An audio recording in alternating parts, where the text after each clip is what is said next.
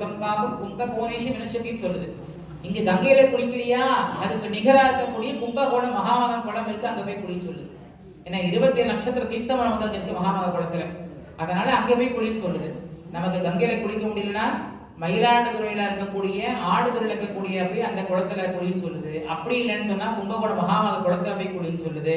இல்லைன்னா காவிரியில போய் குளிச்சுது. காவேரி கூட எந்த காவேரி, நம்ம ஊர்ல டிராவல் பண்ணி போகக்கூடிய காவேரி 108 தீப தேசங்கள் இருக்கக்கூடிய முதல் கஷேத்திரம் வைஷ்ணவ கஷேத்திரங்கள்ல பிரம்மாவால பிரதிஷ்டை செய்யப்பட்ட ஸ்ரீரங்கநாதர் இருக்கக்கூடிய அந்த அம்மா மண்டபத்தோட படித்துறை காவேரியில தான் குளிக்கணும்னு சொல்லுது சாஸ்திரம்.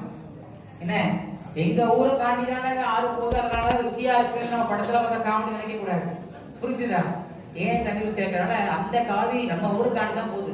தலைக்காவேரியில இருந்து உற்பத்தி ஆகுது. கர்நாடகா மாவட்டம் குடகிழக்கு தலைக்காவிரியான உற்பத்தி ஆகி எல்லா இடத்துலையும் அங்கிருந்து வரக்கூடிய தீர்த்தங்கள் சேர்ந்து பல ஆறுகளையும் மலைகளையும் பெய்யக்கூடிய